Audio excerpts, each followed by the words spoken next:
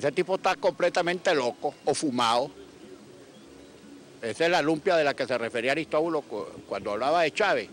Este se debe estar fumando una lumpia del tamaño de ese chaguaramo. Aquí lo único que manda Maduro es que nosotros llegamos aquí, porque antes el capitán El Mazo Dando disponía de todos los recursos. Lo único que manda Maduro para acá y con atraso es salario para los empleados y los obreros. Que eso no lo maneja tampoco la Asamblea porque Tesorería lo deposita directamente en el Banco Venezuela y eso va directamente a los trabajadores. Eso no es plata que maneja la Asamblea. 2, lo correspondiente a fideicomiso y HCM y eso llega directamente a sus destinatarios. O sea que la Asamblea no maneja eso. Ahora fíjate, mira Nicolás, tiene 2 meses de atraso que tu tesorero, malandro, no manda el dinero para la comida de los 350 niños que hay aquí en la guardería, los hijos de los empleados y los obreros de la Asamblea Nacional. 2 meses de atraso y tenemos que estar haciendo malabarismo para que esos niños coman. 350 niños, manda la plata, no te la robes.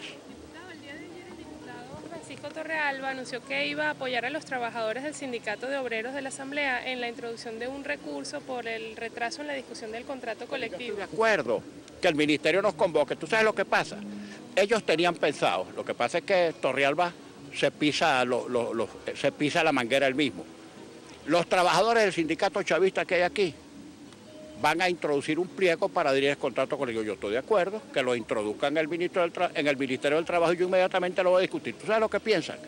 Que como el sindicato chavista va a introducir el pliego y yo no lo voy a discutir, de ahí empieza el procedimiento para declararme una huelga de los trabajadores aquí adentro, que por cierto, ese sindicatos chavistas no trabajan para nada. Pero muy bien, introduzcan el pliego, yo estoy de acuerdo en discutirlo, pero tú sabes por qué no me van a convocar, porque cuando yo discute ese contrato voy a convenir en todos los aumentos que ellos me pidan, en el aumento de salario, en el aumento de las prestaciones, en el aumento de las... Todo lo que me pidan se los voy a conceder. Vamos a ver si el gobierno va a permitir que yo discuta y le dé a los trabajadores, convenga lo que ellos me piden ese contrato. No, porque eso va a depender en definitiva de lo que el gobierno apruebe en recursos para acá que no quiera aprobar nada. O sea que se están pisando la manguera. Ministerio del Trabajo, Francisco Torrealba, metan el pliego y diré a tu Ministerio del Trabajo que me hiciste para yo concurrir y discutir. Ya, 10 preguntas a la vez. El presidente de la República dijo que esperando que el Tribunal Supremo de Justicia fije posición al respecto. Es una manera de desconocer la Asamblea Nacional. Que fije la posición que quiera su bufete y que desconozca que esto no existe y que los millones de venezolanos que votaron por nosotros el 6 de diciembre no votaron, que lo hagan. No me extraña, Daniel Ortega lo acaba de hacer en Nicaragua. Y sobre la designación de Reverol como ministro de Interior y Justicia, solo horas de que lo acusaran de narcotráfico. Esa es una decisión del gobierno y el gobierno nombra ministros a quien quiera. Él decía que fue responsabilidad suya por el hecho de juramentar a los diputados de Amazonas el que la Asamblea Nacional quede ilegalizada. No, mira, el gobierno está aprovechando cualquier cosa que haga la Asamblea en cumplimiento de nuestros deberes constitucionales para agarrarse de ahí y decir que no nos reconoce. Es que desde el mismo momento en que nosotros ganamos las elecciones el 6 de diciembre, el gobierno ha venido ejecutando maniobras para desconocer la Asamblea. ¿Qué fue lo primero que hicieron? Vuelvo a recordar, el 23 de diciembre, antes de tomar posesión nosotros, la anterior Asamblea Nacional, que no se caracterizaba precisamente ni por cumplir con la Constitución ni por trabajar, el 23 de diciembre designaron a los magistrados expresos. ¿Cuál era el objeto? Ponerle la mano totalmente al tribunal para desde ahí empezar a obstaculizar sistemáticamente la Asamblea. ¿Cuál fue el segundo paso? Una vez que nos instalamos, ilegalizar a los diputados de Amazonas y acusarnos de desacato. Temporalmente ellos se desincorporaron. Han esperado 6 meses y el tribunal no ha resuelto. Estos bandidos de la sala electoral se van por las ramas y entonces se ponen a hablar de la acción principal. No, en lo que tienen 6 meses de demora sin decidir es en la cautelar que han debido resolver en 10 días. Entonces, ¿qué es lo que pasa? Los mantienen en suspenso. Si los incorporamos, dicen que estamos desacatando la Constitución y ellos no lo incorporan para que nosotros no tengamos las 2/3 partes, ni tampoco declaran que hay elecciones. Tú sabes lo que yo creo que va a ocurrir con esos bandidos que son más o menos como los de la Sala Constitucional, que van a convocar ahí a nuevas elecciones, pero esas nuevas elecciones no se van a hacer nunca. Entonces, de todas maneras, liquidan a los 3 diputados de Amazonas. Esa es la vagabundería que van a hacer. Pero bueno, perdóname, déjame rematar la respuesta, Maru. Bueno, entonces en definitiva, se haga lo que se haga, es que sistemáticamente el gobierno quiere neutralizar o liquidar al único poder que no controla ni va a controlar. Así nos corte el agua, nos corte la luz, no nos mande dinero. Esta asamblea va a seguir funcionando. Y lamentablemente este pobre desangelado de Maduro, que está caído y que se sostiene simplemente por las muletas del tribunal y estos ardides ¿cómo se llama? Los pronunciamientos del tribunal, los pronunciamientos de los otros poderes que le son subordinados y el alto mando militar, bueno, eso es lo único que lo sostiene. Por eso es que no quiere el referéndum revocatorio, no se quiere contar. Un gobierno que no se quiere contar y que le anda huyendo a contarse es porque sabe que no tiene respaldo popular. La última ocurrencia es que van a ilegalizar a la MUT. Bueno, la MUT es el solicitante del revocatorio. Entonces, ilegalizando a la MUT, al solicitante, ilegalizan el revocatorio, dicen que no hay revocatorio este año. Y tampoco quieren hacer elecciones de gobernadores. ¿Por qué? Porque saben que al hacer alguna elección, la que hagan y se cuenten, iban a perder. El gobierno pareciera haber cambiado. Frenar el revocatorio, diputado. No puede, pero de facto, lo hacen. Aquí no hay Estado de Derecho. Se declaró, por eso es que está activada la Carta Democrática Interamericana, porque aquí ha habido una grave alteración del orden constitucional. Y esa grave alteración del orden constitucional se manifiesta primero en el pretorianismo. Este es un régimen controlado por los militares totalmente. Este es un régimen donde se desconoce la voluntad popular. Este es un régimen donde no hay separación de poderes y todos los poderes están subordinados al gobierno, excepto este. Y por eso es que pretende cercarnos y acosarnos, pero no lo va a lograr. El gobierno parece haber cambiado la estrategia de la disolución política de la Asamblea por un desmantelamiento económico. Es decir, al no enviarle recursos, pues la volverá inoperativa. Pero es que Maru, es que no está mandando los recursos. Repito, no está mandando recursos. Por ejemplo, en cada una de las comisiones son los propios diputados los que pagan el papel, el tóner para sacar las copias, etcétera. Esto está funcionando sin que el Ejecutivo mande recursos. ¿Y eso es sostenible, diputado? Lo único, para nosotros nos hemos sostenido hasta ahora. Es más, nos ha amenazado en cortarnos la luz. Hemos logrado, con ayuda desde instituciones que no son del gobierno, del régimen, colaboración hasta para que nos den plantas para suplir la luz en caso de que nos la corten. Eso todo lo tenemos previsto. Ahora, tenemos plantas para tener luz si nos corta la luz. Ya Corpoelectra trató de cortarnos la luz en la oficina de Pajaritos, pero no la pudieron cortar porque al parecer la línea que suministra la energía es la misma que le suministra al Consejo Nacional Electoral, o sea, a la oficina electoral del gobierno, entonces no pudieron hacer la maldad. Pero nosotros tenemos posibilidad de poner plantas en Pajaritos si nos corta la luz y plantas aquí en el hemiciclo para funcionar si nos cortan la luz. Salario, no mandan los salarios a los trabajadores, bueno, que los trabajadores vayan allá a reclamarle a la Oficina Nacional de Presupuesto que le paguen sus salarios, porque nosotros no emitimos moneda, nosotros no recaudamos impuestos, nosotros no contratamos empresas. O sea, agudiza esta confrontación entre poderes en un ámbito donde se hablaba del diálogo, donde ya había unos interventores. ¿Cómo quedamos entonces? ¿Cuáles son las consecuencias del país? Bueno, pero nos alivia bastante. Si él dice que no existimos como poder, entonces ¿para qué me convoca a un diálogo como presidente de este poder? En lo personal me alivia bastante, porque no vayan a creer usted que es un deleite, un placer muy particular hablar con Maduro. O sea que no me estoy errando ningún acontecimiento en hablar con ese señor. Que además hablar con él es como hablar con la pared, porque no va a corregir nada, el pobre no gobierna. Aquí hay un co-gobierno. En todo caso, yo creo que el diálogo debería ser con el general Padrino López. ¿Considera que en Venezuela...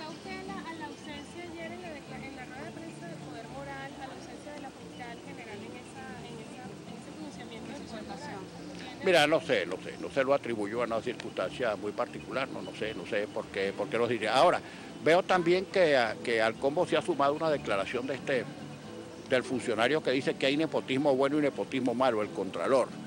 La función específica del contralor no es ese. Un contralor que en lo que lleva de ejercicio no ha levantado ningún expediente contra ninguno de los ladrones públicos y notorios del gobierno, que han amasado fortunas escandalosas, que han fracasado en todos los frentes, y sin embargo, bueno, ese señor, en vez de hacer un pronunciamiento y decir, he abierto tantos expedientes contra funcionarios de la administración centralizada o descentralizada que han incurrido en actos de corrupción, no, se va por las ramas a hacer pronunciamientos de carácter político y nada más y nada menos a criticar, porque ese señor es un idiota.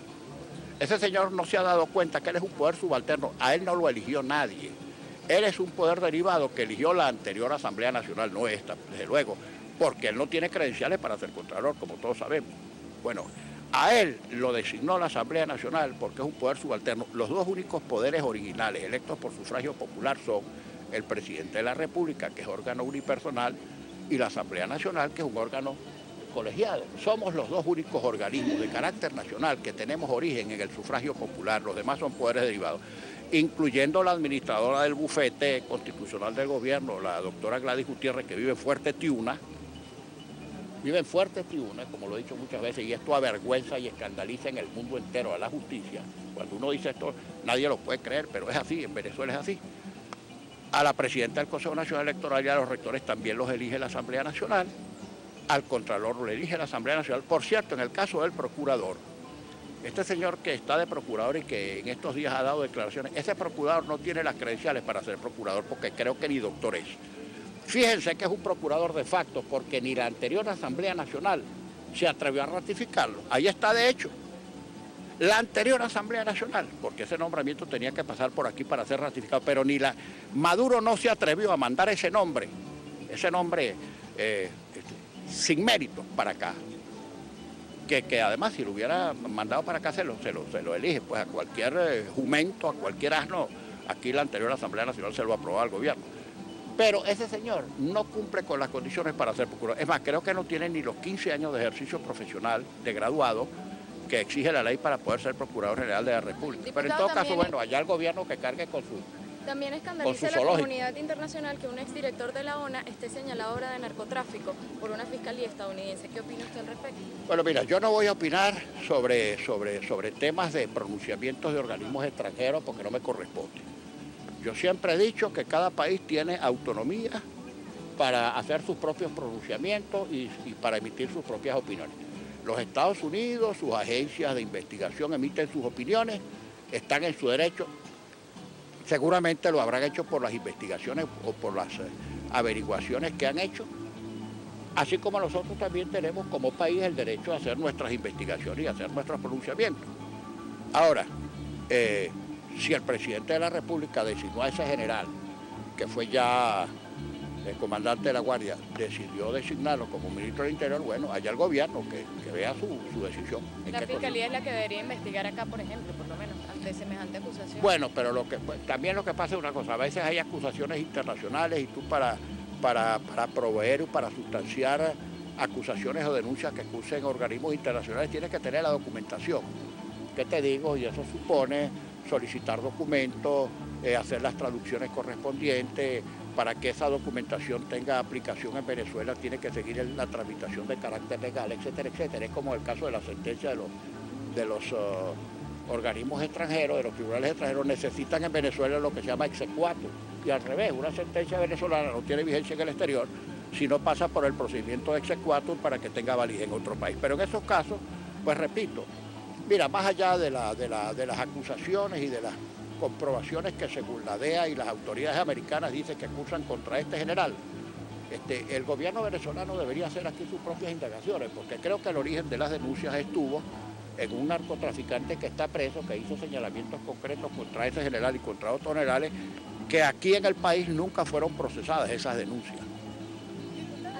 Ayer nos sorprendió a los reporteros de la Fuente Parlamentaria una nota que vimos donde usted señalaba que estaba dispuesto a postular su nombre para una eventual candidatura presidencial. Mira, bueno, generalmente en las entrevistas las informaciones incidentales suelen ser más noticiosas que las informaciones de fondo. A mí mi amiga la periodista Mariana Gómez me hizo una entrevista muy larga para Telecaribe. Y entre otras cosas me preguntó sobre la eventual candidatura presidencial y yo le dije que nosotros en la oposición todos los cargos los íbamos a proveer por elecciones primarias y que cuando llegue el momento de las elecciones primarias yo iba a proponer también mi nombre para participar en las elecciones primarias como tantos otros que se pueden inscribir. Yo no sabía que eso iba a ser tan noticioso, pero bueno, lo dije en esos términos y lo ratifico si se hacen unas elecciones primarias cuando todo, pero ese no es el tema ahora. Ahora el tema es el referéndum revocatorio que queremos este año. Pero cuando se abran las elecciones primarias en la oposición, seguramente no solamente mi nombre, habrá muchos otros y meritorios nombres que competirán en esas primarias, pero todos los cargos electivos de la oposición candidatos a presidente, a gobernadores y alcaldes serán provistos en elecciones primarias porque ese es el compromiso que hemos asumido. ¿A qué se debe, diputado, que el presidente de la República lo reconozca a usted como jefe de la oposición? Y él le habla directamente a usted, decía, te ha salido de la Constitución, te ha salido de la norma y me vas a encontrar, Ramón Ayuso. Bueno, él tiene tiempo en eso.